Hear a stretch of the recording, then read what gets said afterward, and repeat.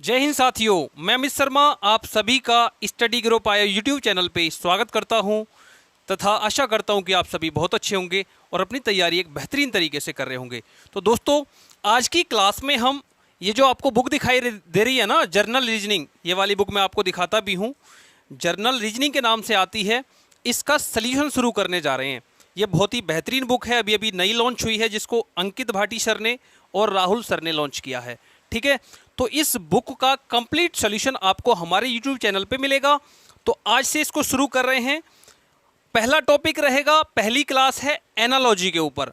तो एनालॉजी के ऊपर इसका फर्स्ट क्वेश्चन क्या है उसको देख लेते हैं और उसका बेहतरीन सा सॉल्यूशन क्या है वो भी आज कंप्लीट कर लेते हैं। चलिए, क्वेश्चन ये रहा आपके सामने। क्या कह रहा है कि एन एक्स टी अनुपात पी ई एक्स समानुपात के डी एफ अनुपात एम ए जे समानुपात यू एम आर अनुपात क्या होगा। एसएससी सीजीएल 2023 में पूछा गया है, सेकंड शिफ्ट के अंदर। क्वेश्चन बहुत बेहतरीन है। चलिए, इसको करने का तरीका देखते हैं, तरीका है क्या। चलिए बच्चों, तो बच्चों इसको करने का तरीका ये है, सबसे पहले आप इसका रिलेशन ढूंढो। तो रिलेशन में हमें करना क्या है कि इनकी कोडिंग करनी है। जैसे एन एच टी, तो एन आएगा 14 नंबर पे, एच 8 पे, टी 20 20 पे आएगा।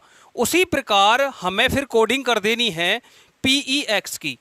तो पी ई एक्स, तो पी आएगा पी 16 पे आएगा, ई 5 पे आएगा, उसी प्रकार एक्स 24 पे आएगा। जल्दी से रिलेशन देखो, यहाँ पे +2 हुआ है, यहाँ पे -3 हुआ है और यहाँ पे कितना हुआ है बच्चों, +4। मुझे लॉजिक क्या मिला है, +2 -3 +4। क्वेश्चन का लॉजिक मिल गया है, लॉजिक ढूंढना है और आगे अप्लाई करना है। तो हमारा जो पूछा गया है कि इसका मतलब क्या होगा, इसको पहले लिखते हैं यू एम आर, इसकी कोडिंग करो। यू आएगा कितने पे, 21 पे, एम 13 पे आएगा, आर 18 पे आएगा।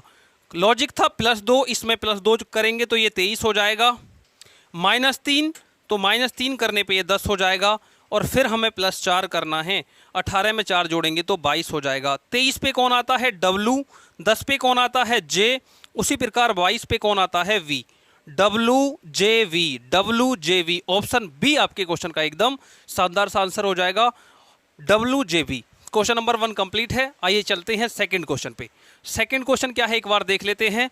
सेकंड क्वेश्चन को भी बेहतरीन तरीके से बनाएंगे। देखिए, सारे के सारे क्वेश्चंस ये जितने भी इस बुक के अंदर हैं वो सीजीएल में या किसी ना किसी कॉम्पिटिटिव एग्जाम में पूछे गए हैं। ठीक है, चलिए इसका दूसरा क्वेश्चन देखिएगा। दूसरा क्वेश्चन क्या कह रहा है कि MOC का मतलब है MKW, SEL का मतलब है GUN, तो DKR का मतलब क्या होगा। सबसे पहले आप MOC अनुपात MKW का लॉजिक ढूंढिए। तो MOC इनकी कोडिंग करो, M 13 पे, O 15 पे, C 3 पे आएगा। उसी प्रकार MKW लिखो, MKW।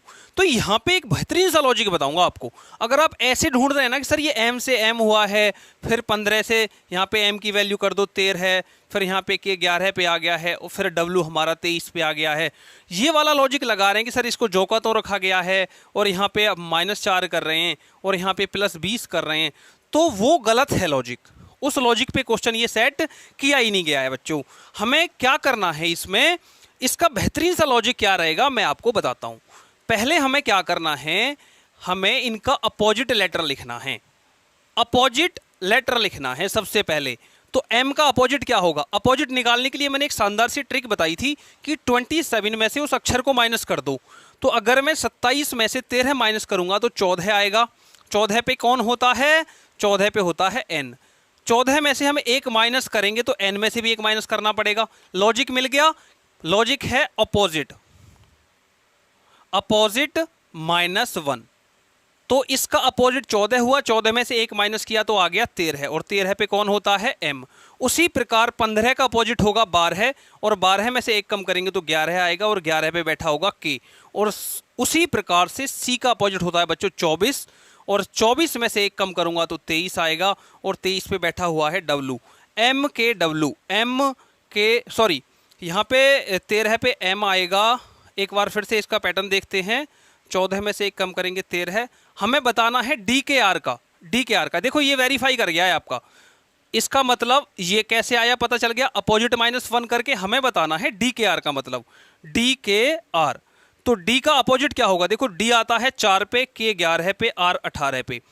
तो इसको 27 में से माइनस करेंगे, 27 में से माइनस करेंगे 4 को तो 23 आएगा, और 23 में से -1 करेंगे तो कितना आएगा 22, और 22 पे कौन होता है वी। क्लियर। ऐसे ही के का अपोजिट होगा कितना, 27 में से 11 माइनस करो, 7 में से 1 गया 6 बचेगा, और 2 में से 1 गया 1, 16 होगा, और 16 पे कौन होता है प्रवीण कुमार। क्लियर।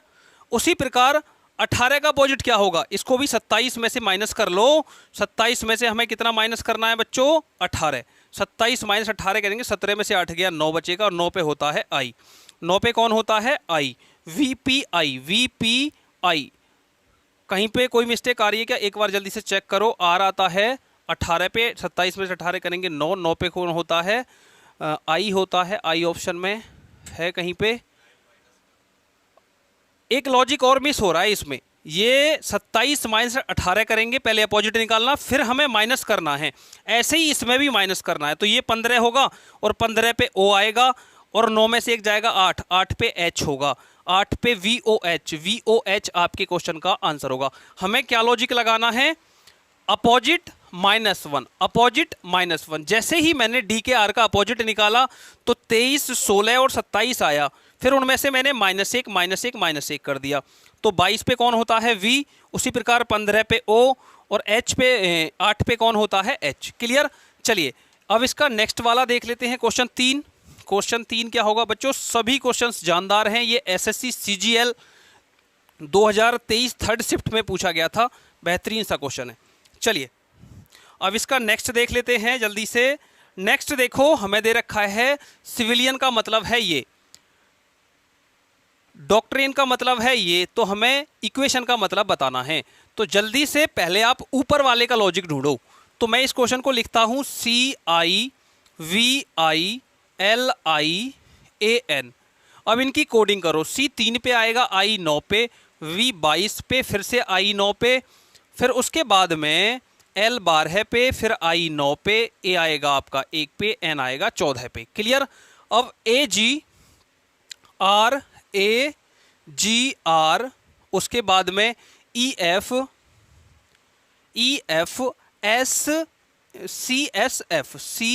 CSF। अब इनकी कोडिंग करो, A 1 पे, G 7 पे, R 18 पे, E 5 पे, F 6 पे, C 3 पे, S 19 पे, और F 6 पे आएगा।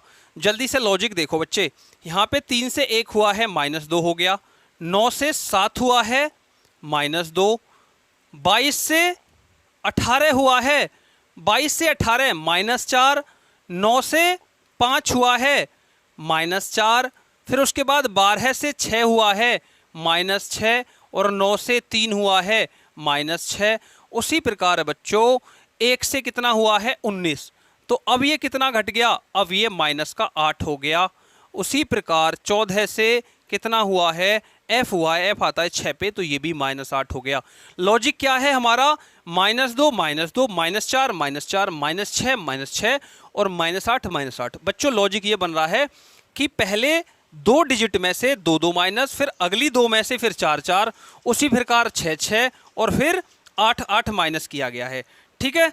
चलिए तो हमें अब इसका मतलब बताना है, तो EQUATION इनकी कोडिंग करो, E 5 पे, Q 17 पे आएगा, U आपका 21 पे आएगा, I आएगा आपका 1 पे, T20 मैच 20 पे खेला जाएगा, I 9 पे, O 15 पे, और N उसी प्रकार 14 पे होगा।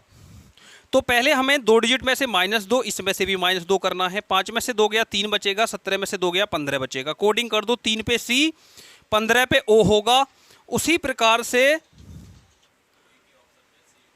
अब तुम देखो यहां से एक शॉर्ट टिक भी लगा सकते हो कि C और O कौन से ऑप्शन में दिखाई दे रहा है, ऑप्शन सी में। इतना करके भी अगर आप आगे बढ़ रहे हो तो वेरी गुड। देखो COQWNCFCGF ये ऑप्शन सी में दिखाई दे रहा है, इसको पूरा कैलकुलेट करने की भी आवश्यकता नहीं है, आप यहीं से इसको क्लिक करके आगे बढ़ सकते हो। क्लियर। अगर आप पूरा भी कैलकुलेट करोगे तो यही आएगा। अगर आप चाहते हो तो लॉजिक लगा लेना, फिर इसमें से -4 करना है, 21 में से 4 माइनस करोगे तो 17 आएगा, और 17 पे Q होता है, देख लो पैटर्न मैच कर रहा है। उसी प्रकार इसमें से भी करोगे आप 4 माइनस, तो 4 माइनस करने पे W आएगा, क्योंकि W 23 पे आता है, तो यहाँ पे कौन हो जाएगा W। तो लॉजिक बिल्कुल सही है, आप इसको आगे कैलकुलेट बिल्कुल भी मत करो, लॉजिक मिल गया है। ठीक है, चलिए बढ़ते हैं नेक्स्ट क्वेश्चन पे। जल्दी से इसको नोट कर लिया करो, ठीक है ना, नोट करने में टाइम खर्च मत किया करो। चलो अब इस बुक का अगला क्वेश्चन क्या है, क्वेश्चन 4, वो भी देख लेते हैं एक बार। क्वेश्चन 4 ये रहा आपके सामने कि RJN का मतलब ये है, DHL का मतलब वो है, तो VKC का मतलब क्या होगा। बेहतरीन सा क्वेश्चन है, शानदार सा क्वेश्चन है। कैसे करना है मैं आपको बताता हूं। देखो RJN, यहां पे लॉजिक मिल जाएगा आपको, इसकी कोडिंग करो पहले आप। R आएगा 18 पे, J आएगा 10 पे, और N 14 पे आएगा। इसके लिए क्या लिखा गया है, OLU, तो OLU इनकी भी कोडिंग कर दो। O 15 पे, L 12 पे, और U कितने पे आएगा, 21 पे।